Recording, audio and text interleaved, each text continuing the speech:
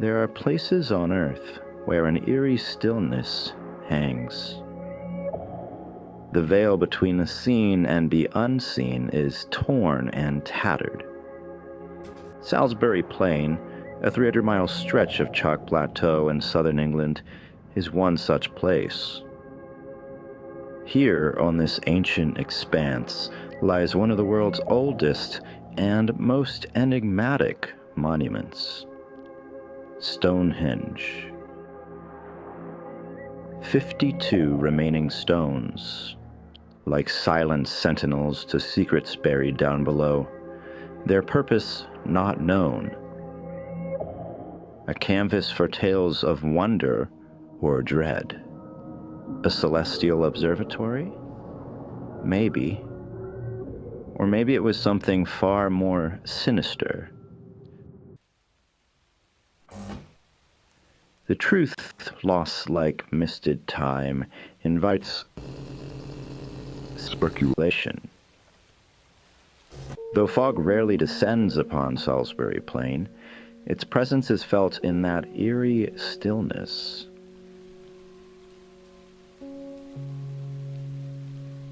The military's presence has left much of the land untouched, preserving its wild beauty while amplifying its cold isolation. Nearby, the secretive government facilities of Porton Down cast a long shadow.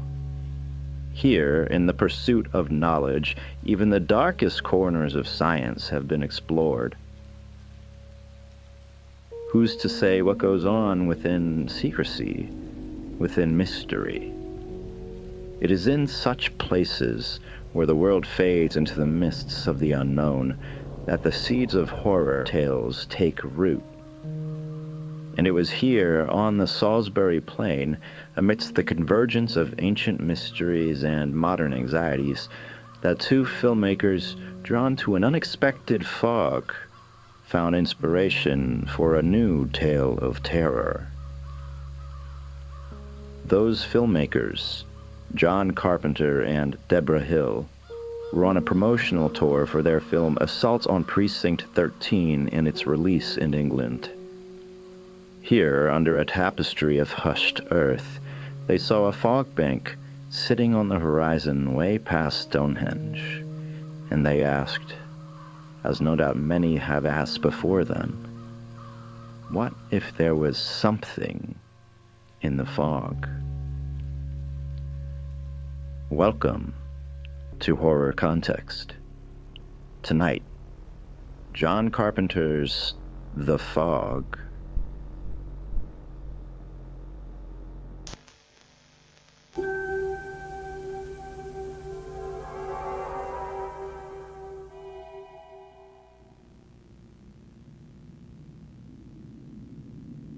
Near the ancient monument of Stonehenge, a chilling tale was born. But before its movie screen debut, John Carpenter and Deborah Hill would conjure up an undisputed masterpiece of horror, Halloween.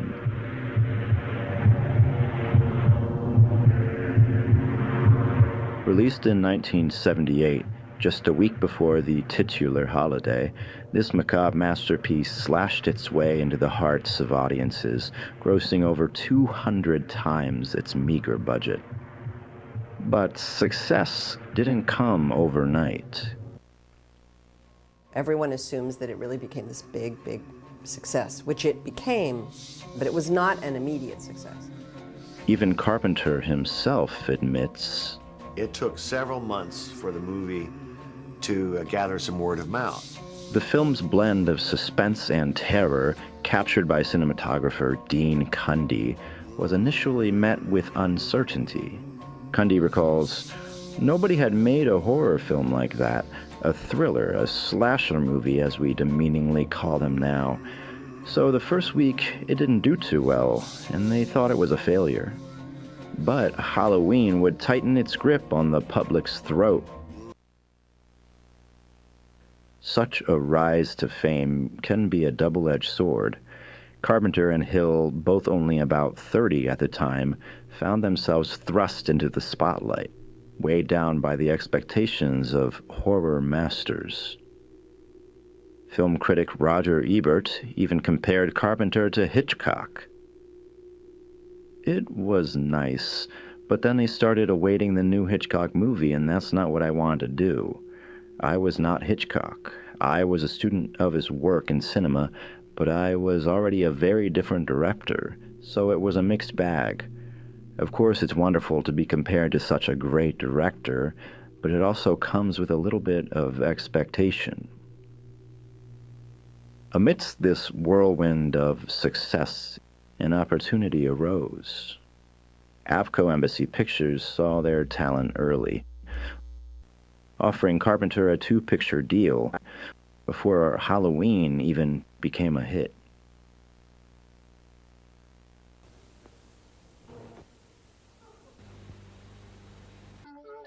Avco Embassy, then just Embassy, was founded in 1942, 6 years before John Carpenter was even born. Its early years were marked by a passion for bringing foreign films to American shores, from the mighty Godzilla to the introspective works of Fellini and Bergman. A deal with Paramount led to not just distributing, but producing films like The Producers and The Graduate, which, by chance, became 1967's highest-grossing picture. As Embassy entered a new era with its acquisition by Avco, a young John Carpenter was just joining the ranks of USC's film students. There, Carpenter learned from the legends who would shape his love for cinema, and these were the very same directors who would visit USC to show their films.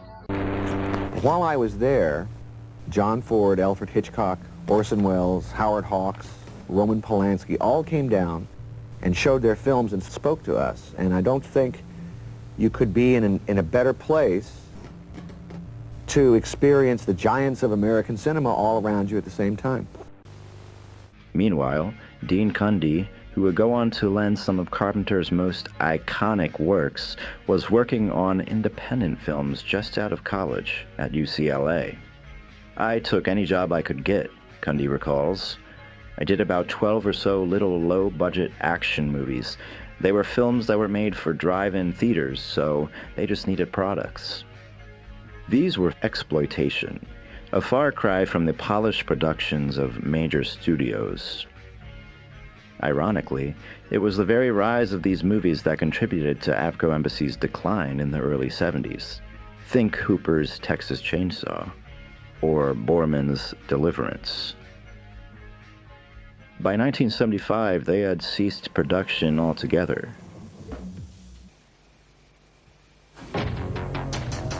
But the phoenix was destined to rise from the ashes. In 1977, Avco Embassy announced its intention to resume production, ushering in a new era under the leadership of Robert Ramey.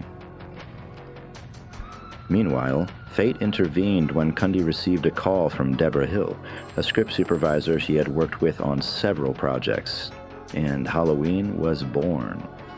But as Halloween shattered box office records, Robert Ramey was positioning his company as a leader in low-budget, high-concept horror. 4 years after he became president of the company, New York Times would call Robert Ramey king of the low-budget shocker, and for good reason. Sleek and quivering with energy, the 46-year-old Robert Ramey resembles nothing so much as a greyhound at the exact moment he plunges in pursuit of the mechanical rabbit. Mr. Ramey begged for $5 million from Avco and got it. He stretched it over 8 movies. His strategy was a resounding success. Avco Embassy churned out a string of cult classics including Phantasm, Scanners, and The Howling, proving that cinematic thrills didn't require tens of millions of dollars. It was amidst this resurgence that Carpenter and Hill, fresh off the triumph of Halloween, found themselves drawn into Avco Embassy's orbit. The studio, eager to capitalize on their success, offered them that 2-picture deal. And so, in the winter of 1979, Carpenter and Hill set the stage for their next terror. A tale of fog, vengeance, and restless spirits.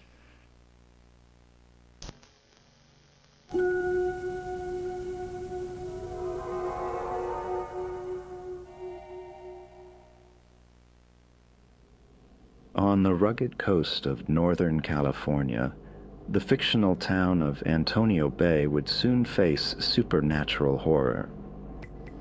To capture its remote, edge-of-the-world feel, Carpenter and Hill scouted real foggy coastal towns like Point Reyes, Inverness, and Bodega Bay as stand-ins. Central to the film's eerie atmosphere was the lighthouse, where Stevie Wayne runs her jazz radio station KAB 1340. Though interior scenes were shot on Hollywood sound stages, the filmmakers sought an authentic lighthouse for the critical exterior shots. The search led them to the historic Point Reyes Lighthouse, a 109-year-old structure often cloaked in the same thick fog that would later dominate the film. According to a Fangoria article from the time, Hill fell madly in love with the location, drawn not only to its beauty, but also to the area's abundance of natural fog. Point Reyes is second only to Nantucket Island in having the densest fog in America, perfect for the film's atmosphere. To paint you a picture of production and the atmosphere on set, here's an excerpt from an article by Rolling Stone in 1979.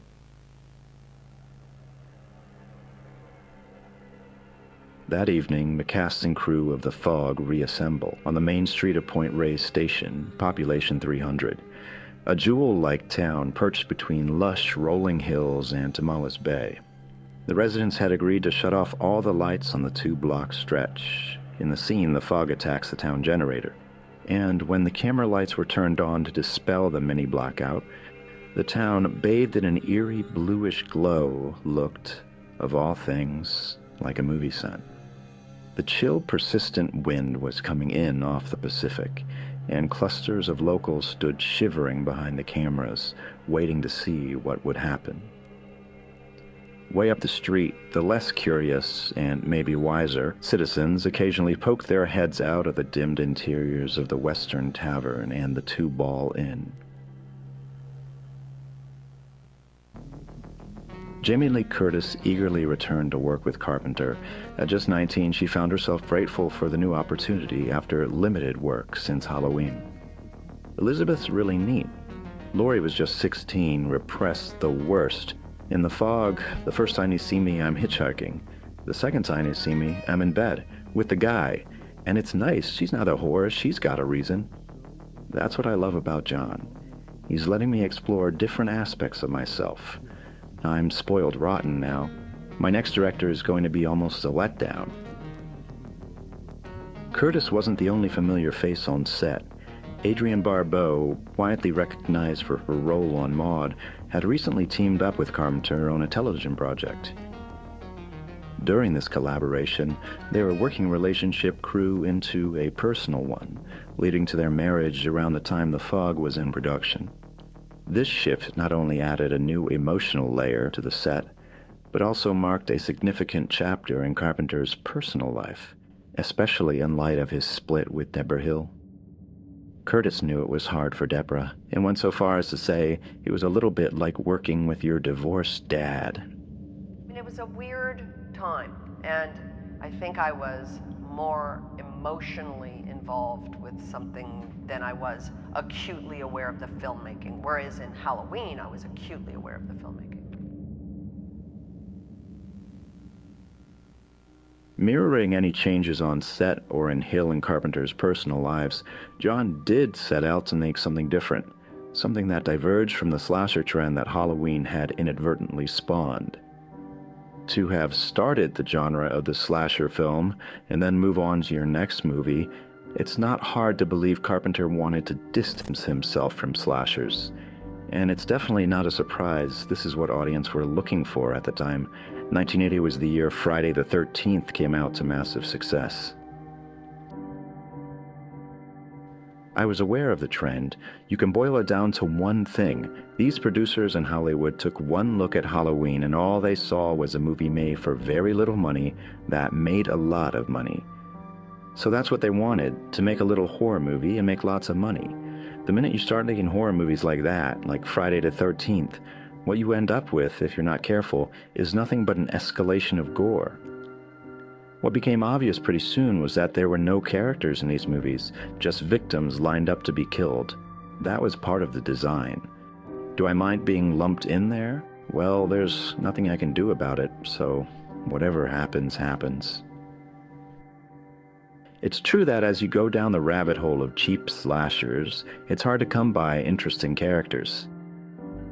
Contrarily for The Fog, they even wanted the non-human fog to be its own character. The Fog asked, what if evil was a vapor that could float around the town, as if enveloping the town, concealing its dark past? During production, Carpenter would say, the fog moves around, it glows, it comes under doorways, through window panes, through your clothes.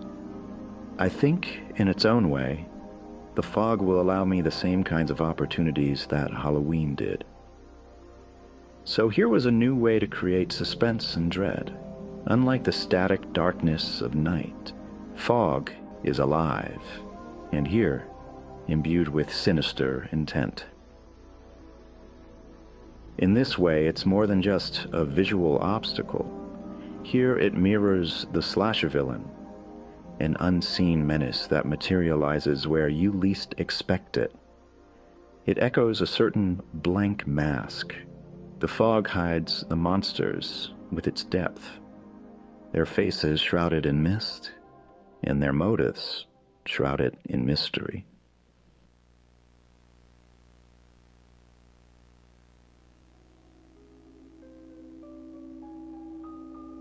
More than anything else, Carpenter was insistent that this was to be a ghost story.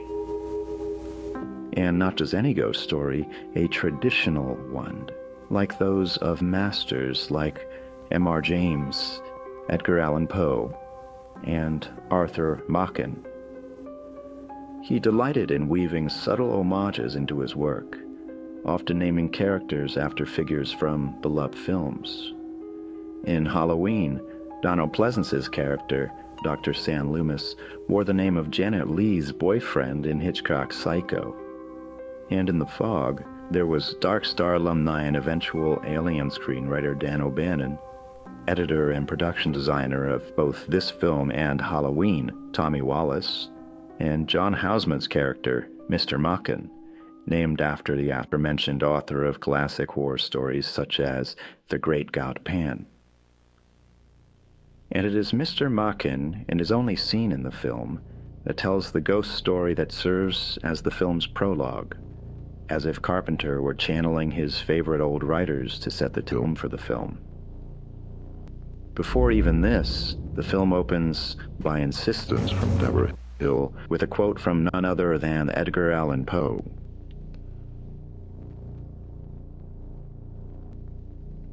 Some may recognize this quote from the Australian film Picnic at Hanging Rock, released 5 years earlier in 1975.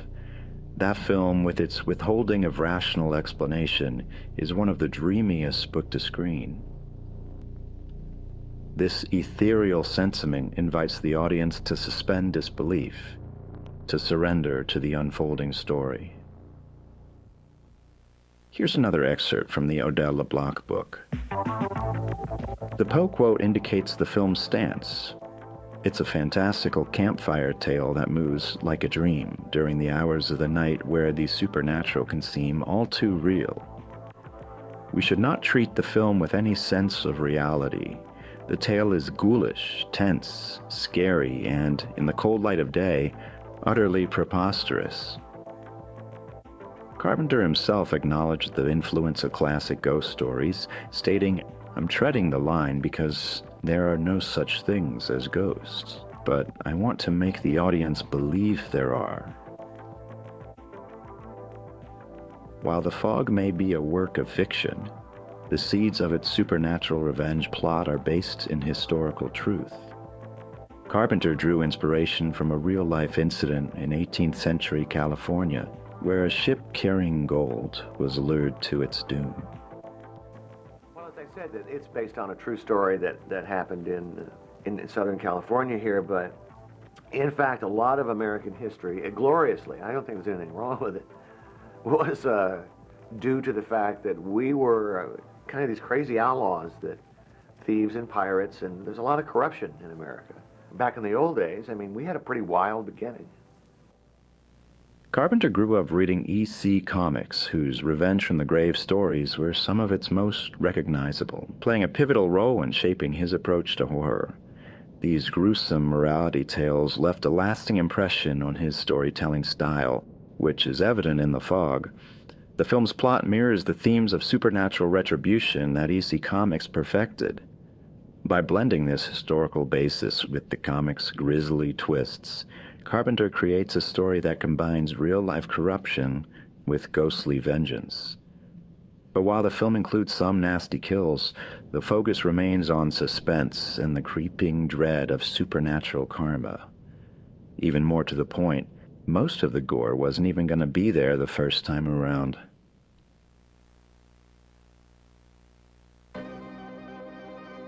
After her brief role in The Fog, Jamie Lee Curtis cemented her screen queen status with Terror Train and Prom Night.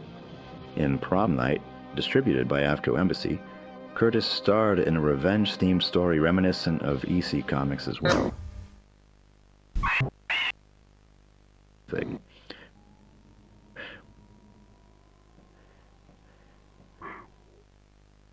Director Paul Lynch's original vision for a less graphic film was overruled by the studio, leading to a shocking on-screen beheading. This clash between creative intent and commercial pressure wasn't unique to Prom Night. Carpenter's film too faced this struggle. Initially conceived as a moody ghost story, it required reshoots and added gore after the original version failed to deliver in the scares department. It wasn't very scary. You want to work the first time, but luckily AFCO Embassy agreed to put up another chunk of money and we went back through the film and finessed everything. Made everything a bit better. I wrote a couple of new scenes, mostly storytelling scenes, that made it more like a ghost story. We changed the music, and we managed to open #1, so I was happy. What's interesting about this isn't just the fact that the majority of the gore was added in reshoots, or that most of the leper ghosts were added later also, but that Carpenter says he had to include storytelling scenes that made it seem more like a ghost story after the fact. Even the opening prologue with John Houseman was added in on reshoots. So if the original cut was only 80 minutes long, as some reports say, what exactly was left in that first cut? It's interesting to think about, but I'm not sure I blame him when he says it did not work the first time around. Regardless, he kept his initial intention of a ghost story throughout the whole process, no matter how much violence he later incorporated, and the result was a film that straddled the line between classic horror and the emerging slasher trend. I wanted to do Isle of the Dead or I Walked with a Zombie, Carpenter revealed. I love Luton's films. They're very shadowy, all suggestion, and he has all sorts of melodrama going. Here, of course, he's speaking of Val Luton, head of RKO's horror unit throughout the 40s. Ramsey Campbell, a celebrated horror writer, highlighted Luton's influence. In horror films, as in many other places, less can often be more, and the greatest justification of this appeared in the 40s, the films of Val Luton. In The Leopard Man from 1942, a young girl is sent shopping after dark and is savaged to death. Almost every aspect of the scene is drawn from the book on which the film is based, Cornell Woolrich's Black Alibi. Whereas the film shows us only a trickle of blood beneath the door, however, Woolrich flings the door open. Luton believed that if you make the screen dark enough, the mind will fill in the horror. Carpenter found himself wrestling with this approach in the shadow of modern films.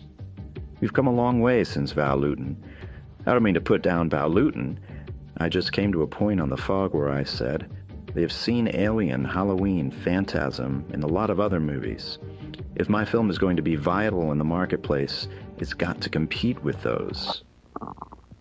Carpenter was aware that the times had changed. While he drew inspiration from Lewton's subtle, suggestive style, he understood that the marketplace demanded more visceral thrills. Carpenter remained clear in his intent, though. As he put it, I just wanted to make an old-fashioned ghost story that had a nod back to the childhood fear. Not atomic monsters or anything like that, but old-fashioned ghosts. However, there was another fog-related story by one of the greats, written around the time Carpenter visited Stonehenge, this time incorporating those space-age atomic monsters he was talking about.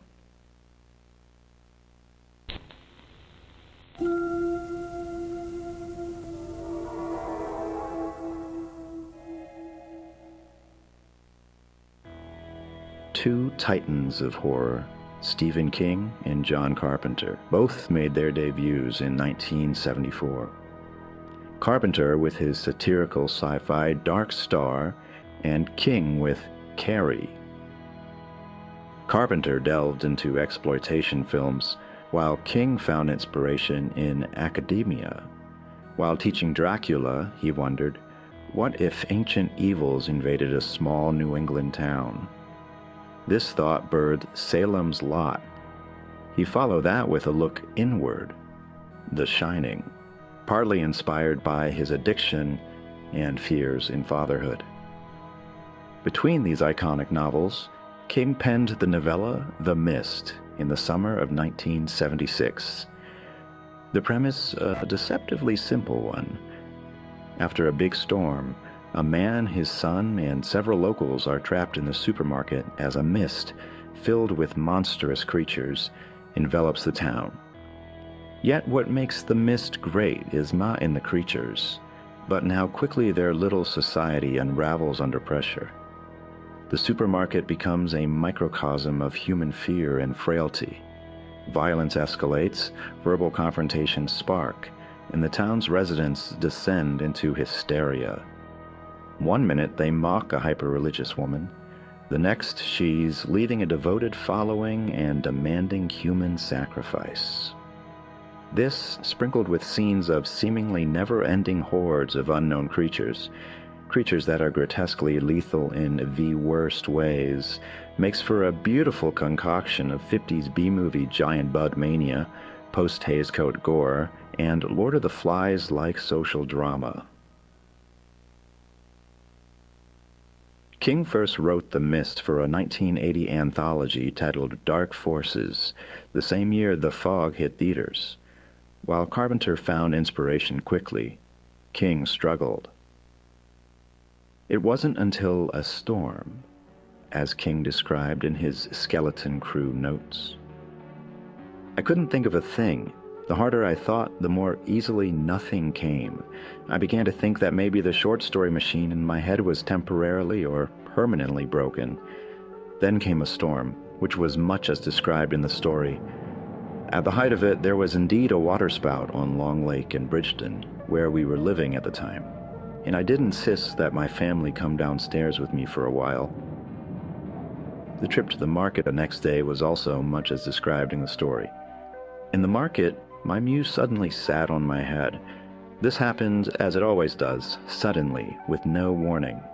I was halfway down the middle aisle, looking for hot dog buns, when I imagined a big prehistoric bird flapping its way toward the meat counter at the back, knocking over cans of pineapple chunks and bottles of tomato sauce. By the time my son Joe and I were at the checkout lane, I was amusing myself with a story about all these people trapped in the supermarket surrounded by prehistoric animals. King wrote half the story that night, finishing the rest in the following week.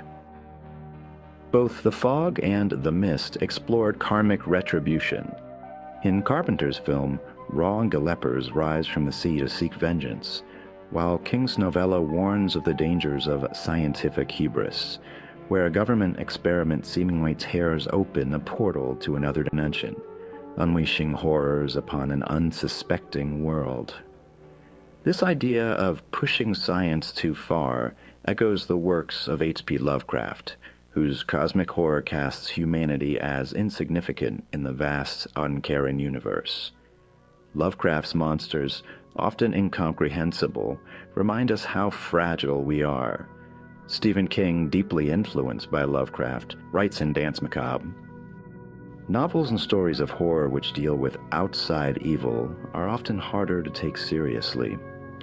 And yet it is the concept of outside evil that is larger, more awesome. Lovecraft grasped this, and it is what makes his stories of stupendous cyclopean evil so effective when they are good. Many aren't, but when Lovecraft was on the money, as in the Dunwich Horror, The Rats in the Walls, and best of all, The Color Out of Space, his stories packed an incredible wallop. The best of them make us feel the size of a universe we hang suspended in, and suggest shadowy forces that could destroy us all if they so much as grunted in their sleep. Lovecraft, who some would call the creator of cosmic horror, and many will rightfully point out the cosmic terror that was his racial prejudice, had a huge influence on many horror writers of the 20th century and beyond. Before his death in 1937, he would write as many as 112 short stories, publishing many in the pulpy magazine Weird Tales, several of which are now considered classics of the genre.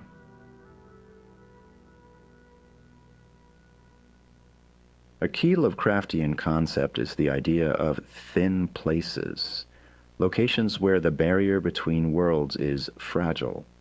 As he describes in The Thing on the Doorstep, there are black zones of shadow close to our daily paths, and now and then some evil soul will race a passage through.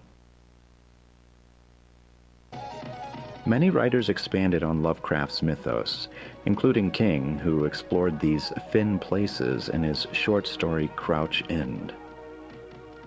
I think to myself then, when it's quiet and late at night, like now, that our whole world, everything we think of as nice and normal and sane, might be like a big leather ball filled with air, only in some places the leather's scuffed almost down to nothing. Places where the barriers are thinner. And then I think Crouch End's one of those thin places.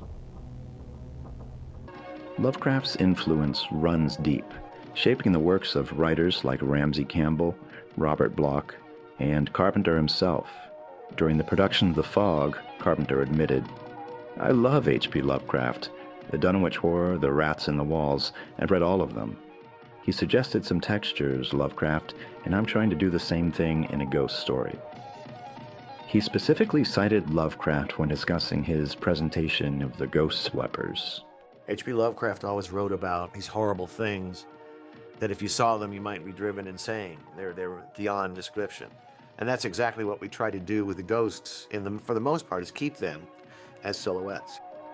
Carpenter and cinematographer Dean Cundey were meticulous in leaving parts of the frame open, letting the fog itself obscure potential threats. Much like Lovecraft and Val Lewton, who used suggestion to amplify fear.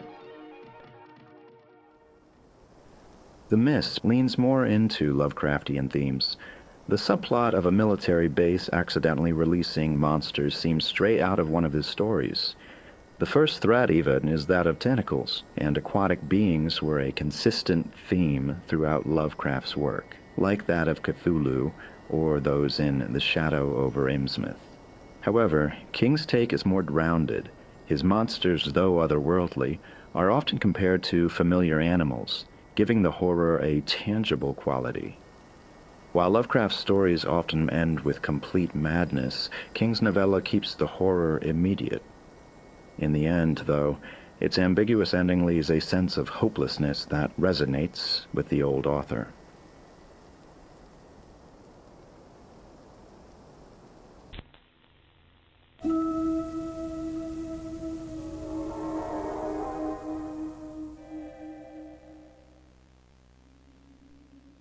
A recurring method throughout horror history for instilling fear is through obfuscation. often achieved by using mist or fog. This technique taps into the age-old association of ghosts with mist. There is a widely diffused opinion that ghosts are of a filmy, unsubstantial nature. At a very early period, we find spirit and breath identified with each other. It is possible that the breath, which in some climates readily condenses in cold air to a white mist, might be regarded as the stuff that ghosts are made of. The 1944 film The Uninvited visualized this belief with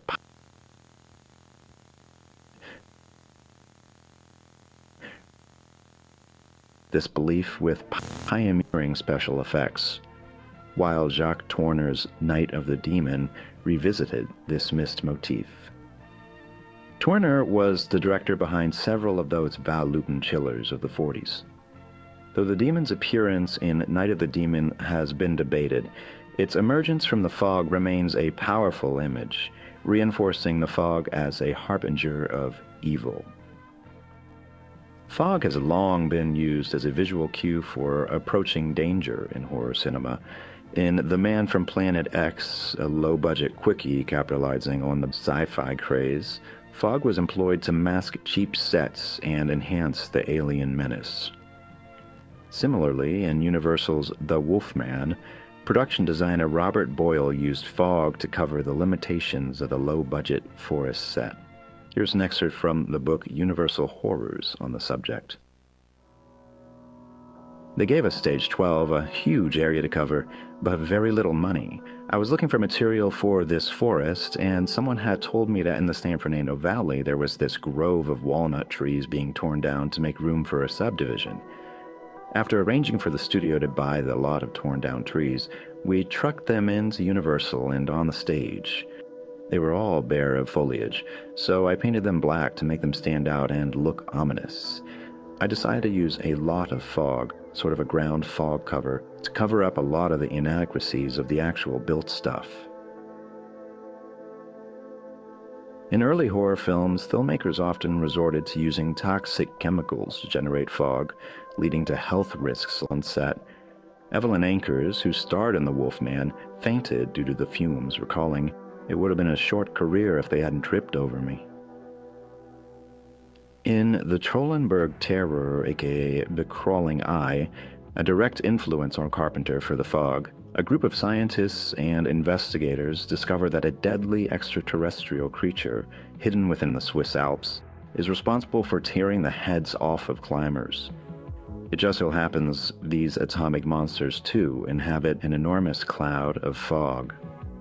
While the film's special effects may appear dated by today's standards, its visual language, particularly the shots of fog seeping through doorways, would later find an echo in Carpenter's film.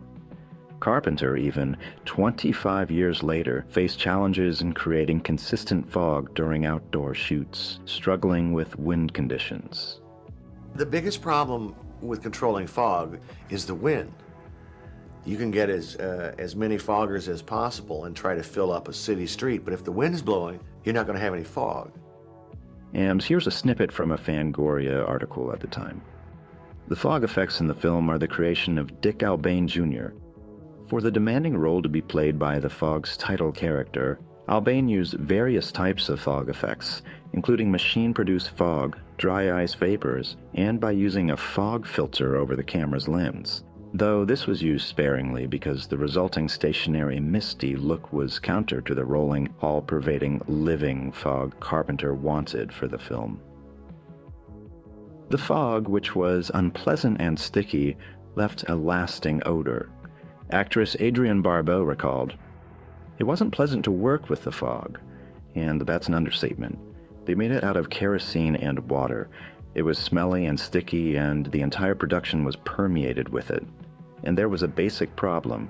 It was the easiest thing in the world to get the fog into a scene, but it was almost impossible to get it out." And this is a reverse shot. So the truck is acting backwards. In reality, it came in. Another reverse shot. As you see, the fog is coming this way. Pretty good reverse acting. Despite these challenges, the filmmakers persevered, recognizing the crucial role fog played in their narrative. It was not merely an atmospheric effect, but a character in its own right, representing the encroaching darkness and the sins of the past. Fog's metaphorical and practical use in horror has continued.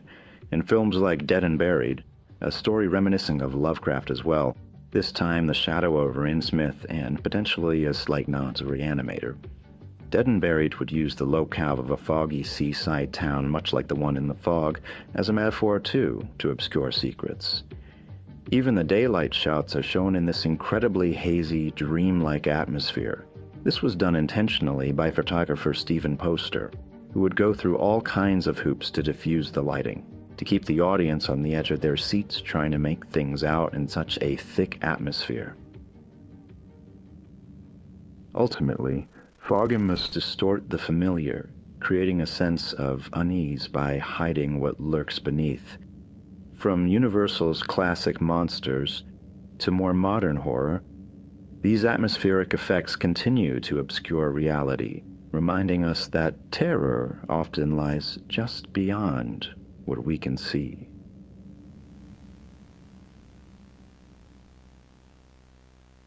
A lesser-known contemporary to H.P. Lovecraft, little is known about the author of a particular story, The Night Wire, which first appeared in Weird Tales in 1926.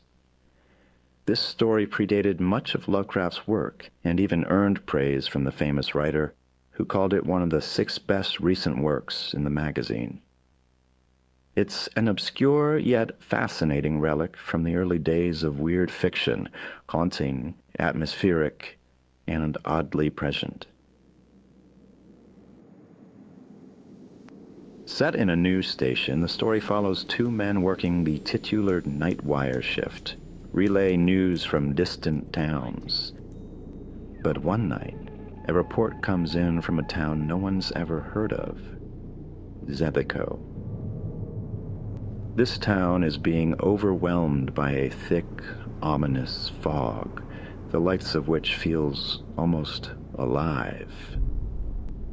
From the very beginning, the fog isn't just a backdrop, it's a central figure in the horror.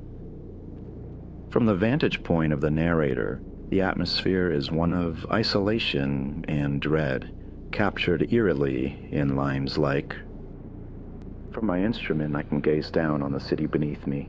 From the position in this room on a 13th floor, nearly the entire city can be seen. Now I can see only a thick blanket of blackness where customarily are lights and life." This recalls the same sense of helpless observation that we see later in The Fog. Both stories thrive on the tension between sight and obscurity, where characters, and by extension the audience, are left straining to make sense of the terror unfolding around them. The fog in The Night Wire has an unsettling quality, described with a sickly odor that permeates the town. It seeps through the cracks in the doors and fills the atmosphere with a depressing odor of decay. It is oppressive, terrifying, bearing with it a subtle impression of things long dead.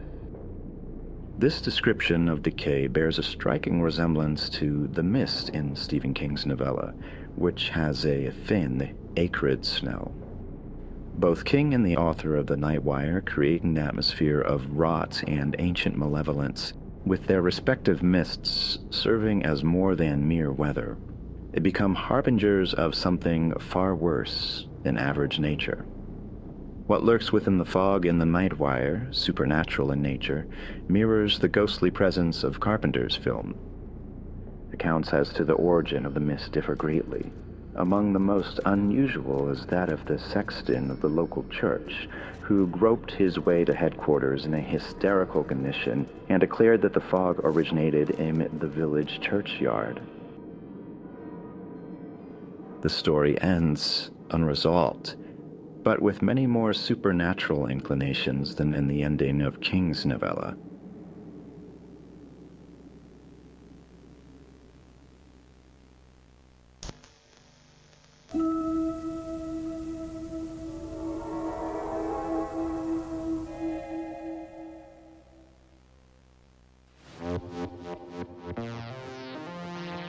Ultimately, it's unclear who truly inspired whom when it comes to these eerie, fog-shrouded tales. What we have, with John Carpenter's The Fog and Stephen King's The Mist, are two horror greats, both early in their careers, both delivering stories of monsters and atmospheric haze phenomena, and both in 1980. Despite these different executions, however, both works are rooted in their creators' childhood inspirations. King's story channels the B-movie creature features of his youth, while Carpenter sought to capture the raw fear of the stories that scared him as a boy. Carpenter, particularly, was driven by the feeling a film gives you, its ability to burrow into your psyche. As he once said, it's from the feelings you get when watching a film that you're going to derive the theme and importance of a movie. The Fog, with its haunting visuals and eerie score, serves as a hypnotic piece of atmospheric art, an aesthetic experience rather than a straightforward narrative. Carpenter's meticulous attention to sound, as noted by critics Odell and LeBlanc, heightens the tension. The contrast between the laid-back, cocktail lounge music of KAB and the sudden jolts, smashes, and screeches of the spooky happenings provides the necessary tension and scares.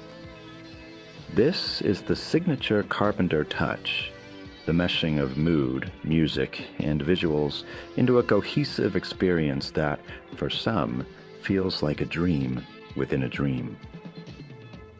And while this particular blend of horror isn't for everyone, I am surprised that it has such a popularity because I just don't think it's that good a film. it's undeniable that Carpenter's passion bleeds through. In his own words, "I can't do anything else. I can only be who I am." It's this relentless dedication to a unique vision that continues to captivate long after the fog rolls out.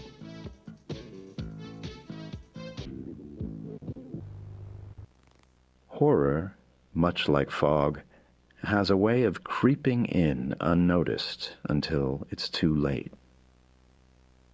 We may not always see it coming, but once it's there, it turns the familiar strange.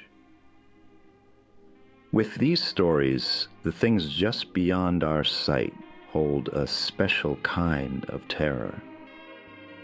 As one character in The Fog laments, "I don't think any of us knows exactly what happened to our town tonight. Something came out of the fog and tried to destroy us. In one moment it vanished, but it could come again. To the ships at sea who can hear my voice, look into the darkness across the water. Look for the fog." Thank you for joining me in this exploration of foggy horror. Until we meet again, keep your eyes on the horizon. This has been Horror Context. Thanks for watching.